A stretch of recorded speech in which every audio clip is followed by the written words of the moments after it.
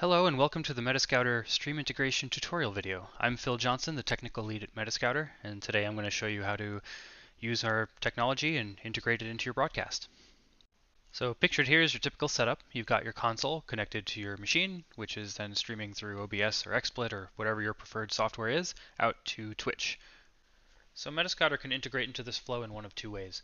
The first is the easiest one, where we actually point our software towards your stream as is, right? You don't have to change a thing.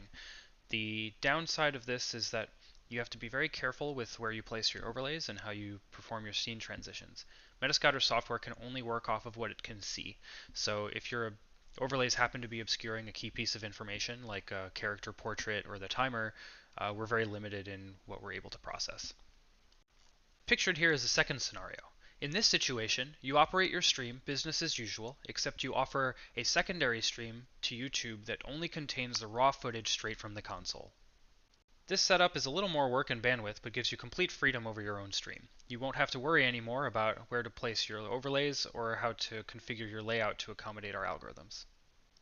Using YouTube here for the raw feed is not strictly required, but we do recommend it because it allows for higher bit rates and lower latencies. That said, it's time to log in and try this stuff out.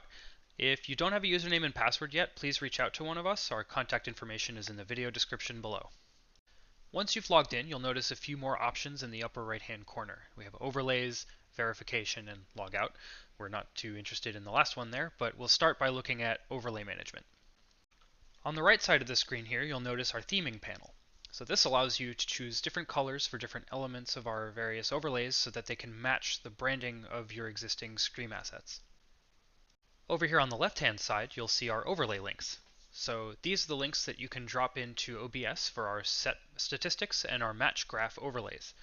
By default, these are set to OBS, but if you're using XSplit, you can go to this drop down here and select those links instead. We'll see what this all looks like in OBS in a little bit, but for now let's move on to validation, and I'll show you how to actually point our algorithms at your stream to get started. So before you can begin processing any videos, we need to actually create a tournament. So here we're just working for illustrative purposes, so I'm going to go ahead and create a test tournament. You want a location. The Smash GG slug is optional here, and because we don't have one, I'm just going to go ahead and omit that. Okay, finally. So this is where all the magic happens. Ordinarily, if I were running a stream, I could just plop the URL into the left panel there, but because we're not, I'm going to have to borrow a VOD from Evo Japan, and we'll put that here in that bar, and hit go to get started. Oh, right, yeah, it's worth noting that we don't support timestamps or playlists in the YouTube URLs if you're doing VOD processing, so I'll just get rid of that and try again. Okay, cool. So now that that's going, it's worth noting, by the way, that if our cluster is cold, this part to get started might take a few minutes. So through some video editing magic, I'm going to skip ahead a bit. And here we go. So now we have a match that has popped in and been identified. We're going to create a set out of it. So we'll set the bracket to grand finals. Our player 1 here is Shuton, I believe. Yes, Shuton. Let's go ahead and add him. And then Kome. So Kome doesn't exist in our database, so now we can create him. Go ahead and add a sponsor if you want. He doesn't have one, so we'll just go ahead with his name. Add him as player 2 in our set. And there we go. So here's the screenshot that's been taken, so you can just make sure that the character and stages are all looking good. Looks like everything's fine here. So now we can click on the stocks part over here and see our events coming in real time as the match is being processed. So every time an event is identified, the graph will update. So this is probably a little slow for the moment, so again, we'll use some video editing magic to speed things up for you. And once the match is over, we'll have to repeat this process a few more times. Alright, so we're just going to let these matches process. I guess I'll point out on the right-hand side here, next to the graph, you can see an interface where you can actually update individual health and stock events if you need to, in case any of them are wrong or missing. But okay, it looks like we've completed processing all these matches for the set, so we're going to mark this set as completed.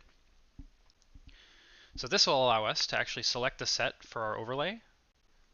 Alternatively, we can select a match from this set as well for the graph. And we'll show you what that should look like in a sec right here. So here's my OBS setup right alongside our browser here. As you can see, I've set up our overlay links as browser sources within some scenes here.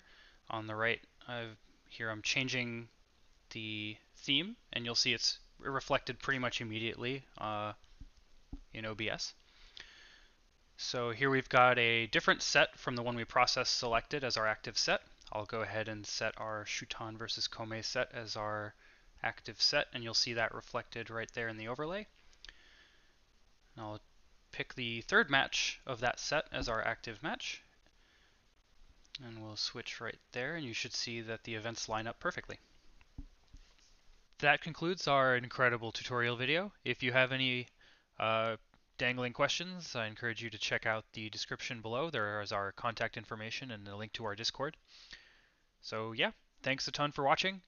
Feel free to like, comment, and subscribe if you're into riveting software tutorial videos.